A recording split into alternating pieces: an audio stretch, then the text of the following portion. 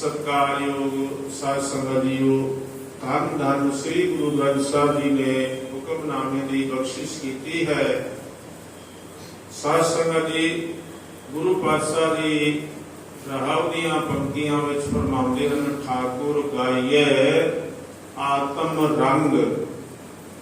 अपने हिरदे दे रंग विच प्रेम विच आके जदों असी अपने ठाकुर नूं, अपने स्वामी नूं, अपने वाहिगुरू नूं जपांगे तां फिर साडे अंदर जो जन्मा जन्मां दी विख जहर इकट्ठी हुई है वो सारी दूर हो जाती है।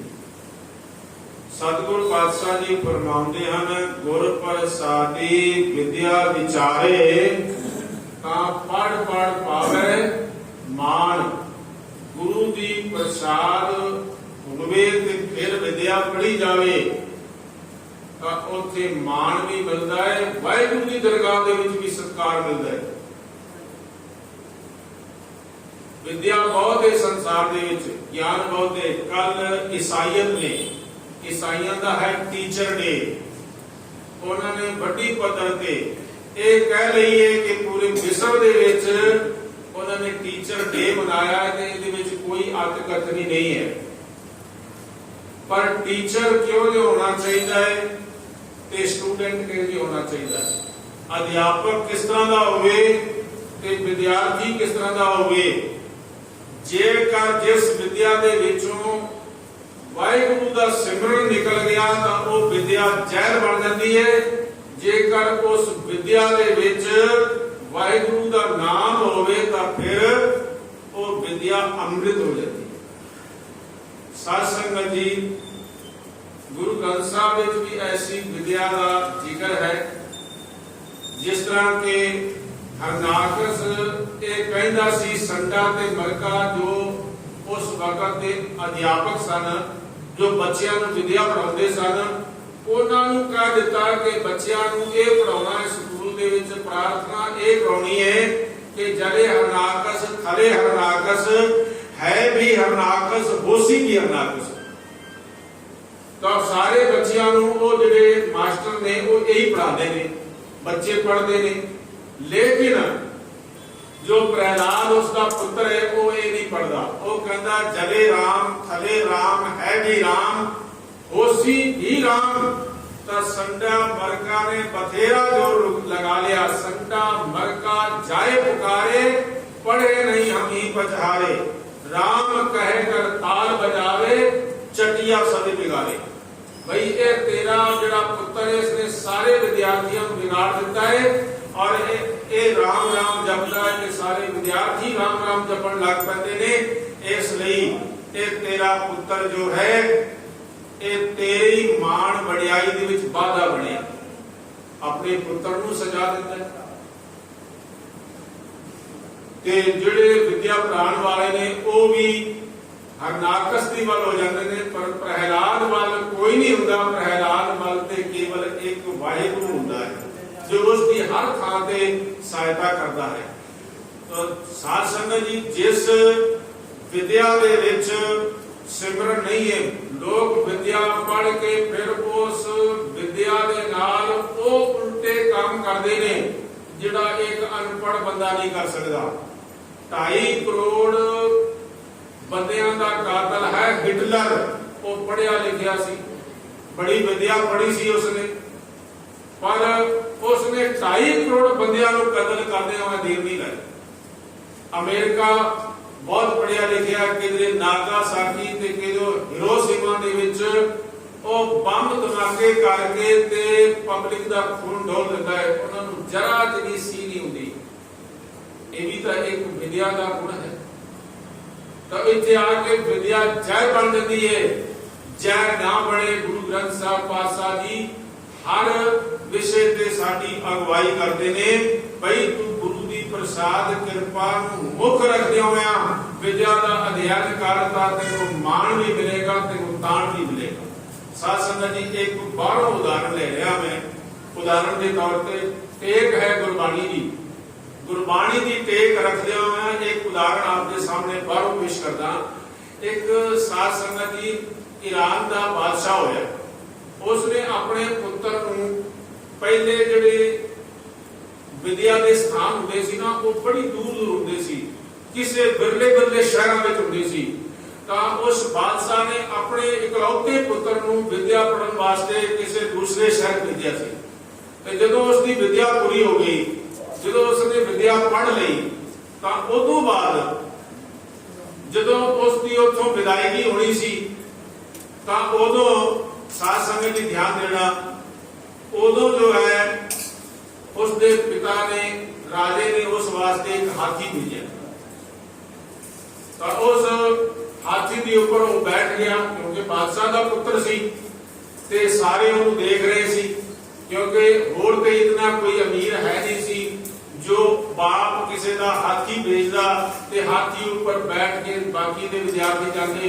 वो इको एक विद्यार्थी सी जिहड़ा कि हाथी के ऊपर बैठा सी, बाकी सारे विद्यार्थी ते होर जिहड़े लोग सन देख रहे सन कि आज बादशाह का पुत्र जा रहा है।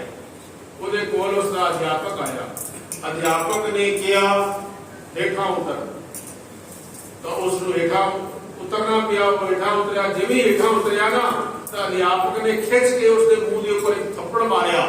तो उस वेले वो अपने अध्यापक नूं कहता है कि मैनूं ये दसो तुसीं ये थप्पड़ क्यों मारिया। वो कहने लगा जी मेरी मर्जी, मैं तेनों थप्पड़ मारिया। कहने लगा जी ये तुसीं दसोगे नहीं? कहता नहीं दसांगा। नहीं दसिया जी, चला गया। उसका बड़ा अपमान होया, उसने अपमान महसूस किया कि इतने सारे विद्यार्थी जिन्हां दे विच मैनूं मान ते इज्जत बढ़ाई मिलनी चाहिए सी, मेरे बाप ने मेरे वास्ते हाथी भेजा सी ते मेरे अध्यापक ने मेरा अपमान कर दिता है। बड़ा रोष सी उहदे मन दे विच, चला गया।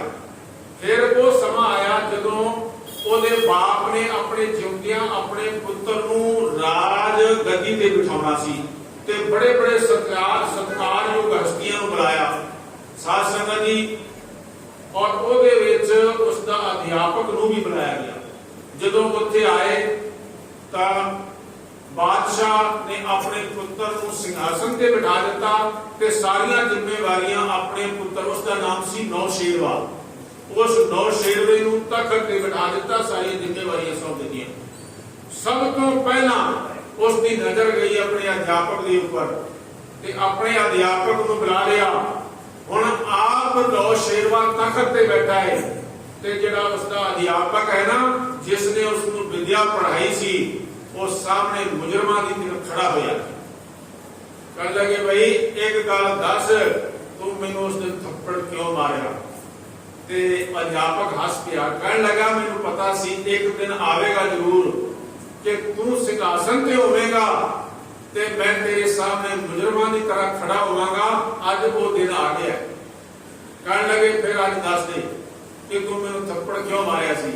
अध्यापक कहता है मेरे थप्पड़ दा ते तेरी गल दा रिश्ता तो बड़ा पुराना, मैं तेनू बड़े थप्पड़ मारे ने, पर तेनू एक थप्पड़ ही याद क्यों है, सारे थप्पड़ क्यों भुल गए ने?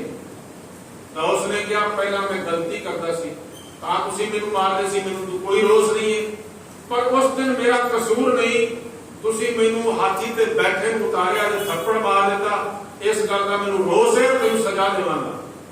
फिर अध्यापक हंस गया, कहने लगा ठीक है तू इस वक्त बादशाह है, ये भी एक विद्या का गुण है, ये जो तेनूं थप्पड़ मारिया है ना, ये भी एक विद्या का हिस्सा है।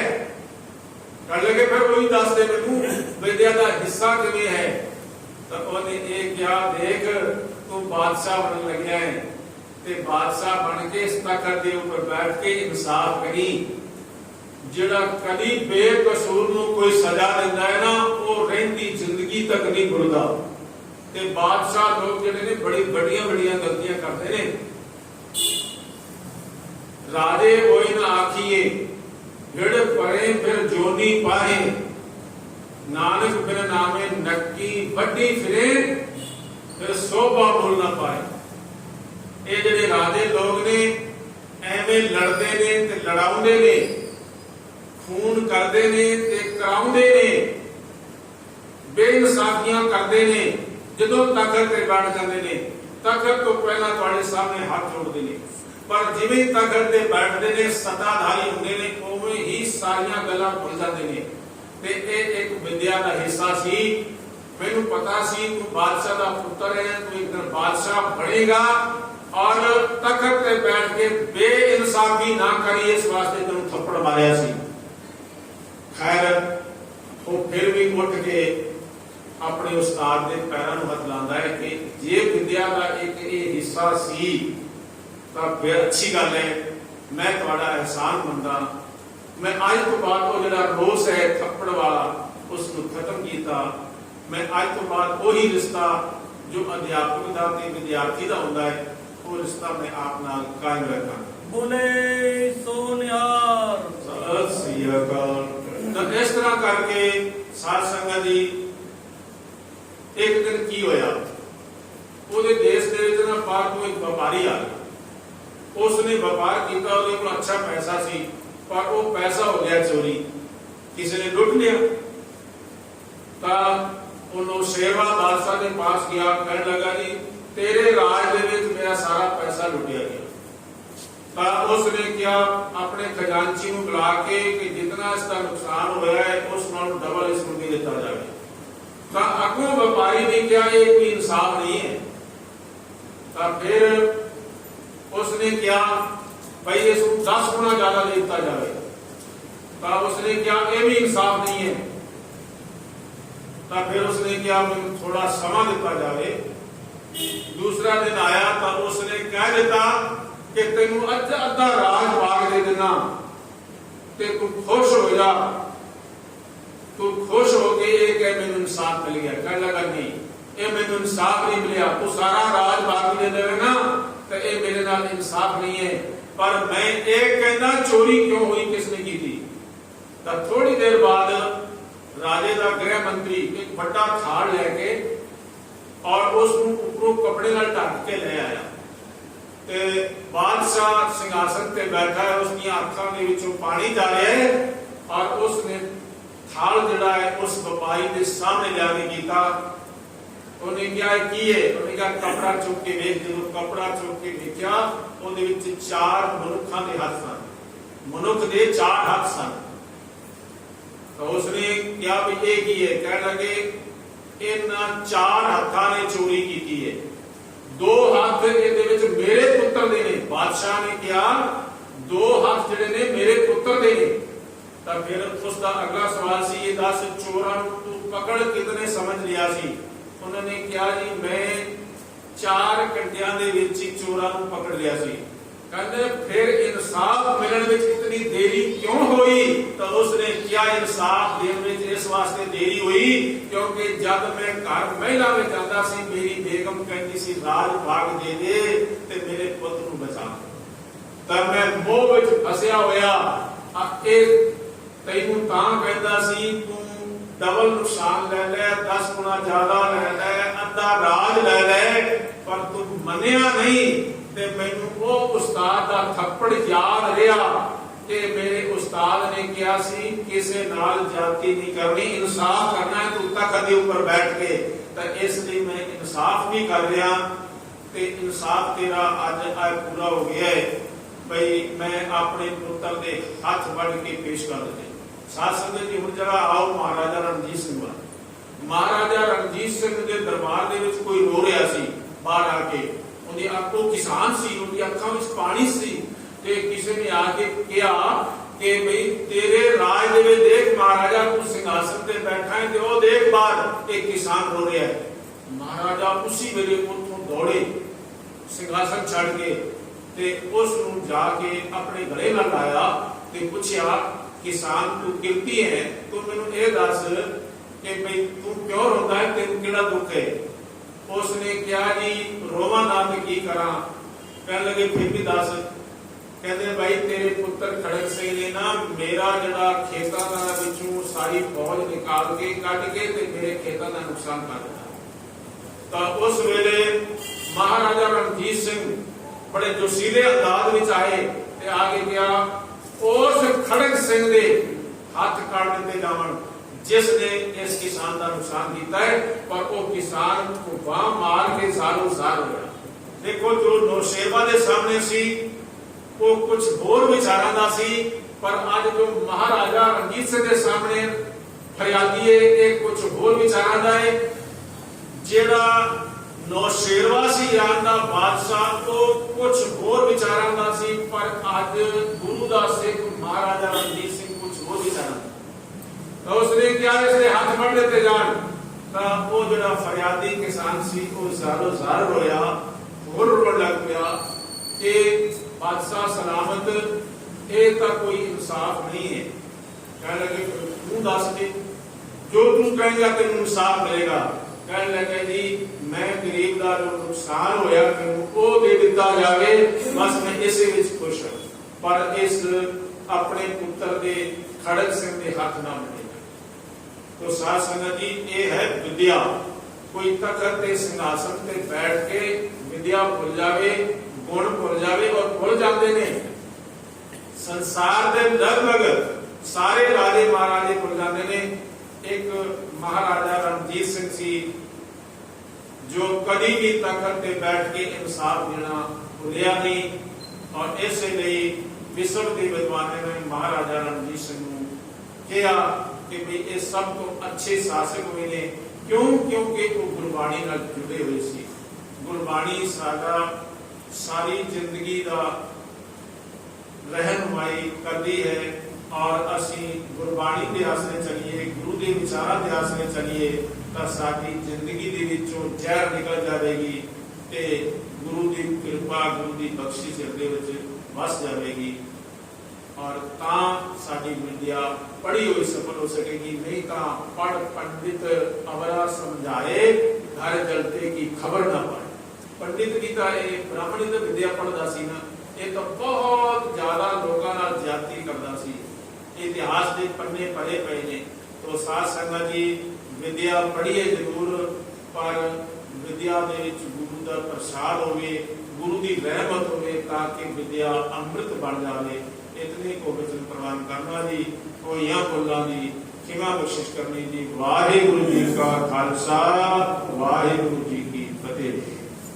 जपो सतनाम सतनाम सतनाम जी।